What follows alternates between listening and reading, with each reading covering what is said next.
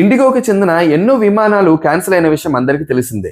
ఈ సంఘటన ప్రపంచ స్థాయిలో మన దేశ ఎయిర్లైన్స్ వ్యవస్థ మీద నమ్మకం పోయేలా ఉంది. సింగపూర్కు చెందిన ఒక కంపెనీ సీఈఓ, నేను సమయానికి అక్కడికి చేరుకోలేకపోతున్నాను, నా ఫ్లైట్ క్యాన్సిల్ అయింది, నన్ను క్షమించండి అని మెయిల్ చేశాడు. అంతటి పెద్ద వారి పరిస్థితి ఆ విధంగా ఉంటే మరి చిన్నవారి పరిస్థితి ఏంటి? ఇండిగో చేసిన ఈ పనికిమాలిన పనికి కొంతమంది పెళ్లిళ్లు ఆగిపోయాయి, హాస్పిటల్లో ఆపరేషన్స్ ఆగిపోయాయి, జాబ్స్ కోసం ఇంటర్వ్యూస్ కి వెళుతున్న వారి ఆశలు కూడా ఆగిపోయాయి.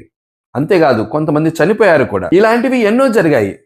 ఇండిగో తీసుకున్నటువంటి ఈ నిర్ణయం వెనుక అసలు కారణం ఏంటి? డీజీసీఏ తీసుకొచ్చినటువంటి కొత్త రూల్సే దీనికి కారణమా?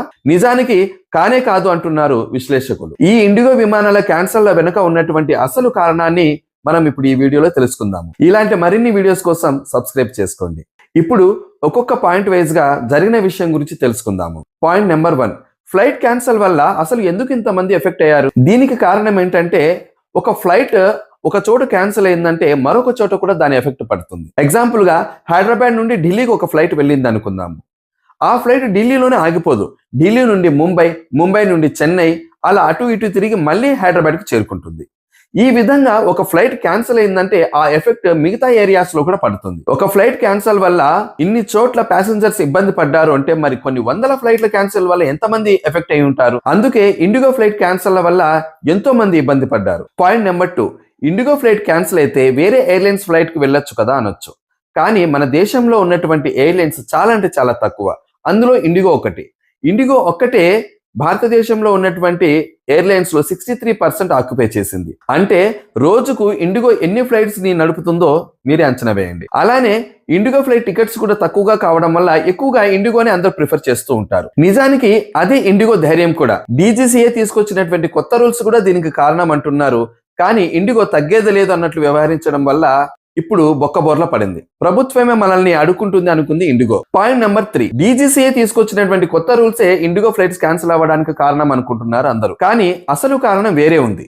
ఇండిగో ఫ్లైట్స్ లో ఉన్నటువంటి సాఫ్ట్వేర్ ఎర్రర్స్ వల్ల ఇదంతా జరిగింది అంటున్నారు కొందరు. ఈ సాఫ్ట్వేర్ ఎర్రర్ ని కరెక్ట్ చేస్తూ ఉదయం ఎగరాల్సినటువంటి ఫ్లైట్ ని నైట్ ఎగరాల్సినటువంటి ఫ్లైట్ ని మరుసటి రోజు ఉదయానికి రెడీ చేయడం వలన ఫ్లైట్స్ డిలే అవ్వడము, క్యాన్సిల్ అవ్వడం జరిగాయి. ఇలా ఒకటొకటి క్యాన్సిల్ చేయడం ఎందుకు? ఒక రోజు అన్ని ఫ్లైట్స్ ని క్యాన్సిల్ చేసి సాఫ్ట్వేర్ ఎర్రర్ ని క్లియర్ చేయాలనుకుంది ఇండిగో. కానీ ప్యాసింజర్స్ విషయం మర్చిపోయింది. ఒకేసారి కొన్ని వందల ఫ్లైట్లు క్యాన్సిల్ కావడంతో ప్యాసింజర్స్ ఎంతో ఇబ్బంది పడ్డారు. ముఖ్యంగా చిన్నపిల్లలు, మహిళలు బాత్రూంలకు కూడా ఇబ్బంది పడ్డారు. నిజానికి airport, bus stand, railway station లా అనిపించిందంటే చూడండి. ఇది ఇండియా పరువు తీసిందని చెప్పాలి.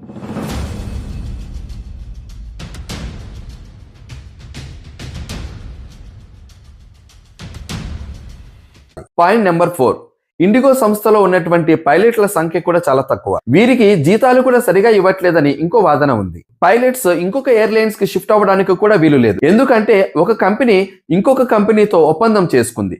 ఏంటంటే మా పైలట్స్ మీ దగ్గరికి రాకూడదు, మీ పైలట్స్ మా దగ్గరికి రాకూడదు అని. దీని వలన పైలట్స్ కి వేరే చాయిస్ లేకుండా పోయింది. వర్కింగ్ అవర్స్ ఎక్కువ ఉన్నా కూడా వాళ్ళు పని చేయాల్సి వస్తుంది. అందుకే డీజీసీఏ కొత్త రూల్స్ తీసుకొచ్చింది. పైలట్స్ కి వర్కింగ్ అవర్స్ తగ్గించింది. ఈ రూల్స్ వల్ల ఇండిగో దగ్గర ఎక్కువ మంది పైలట్స్ లేకపోవడం వలన కూడా ఫ్లైట్స్ క్యాన్సిల్ అయ్యాయి అని ఇంకొక వాదన ఉంది.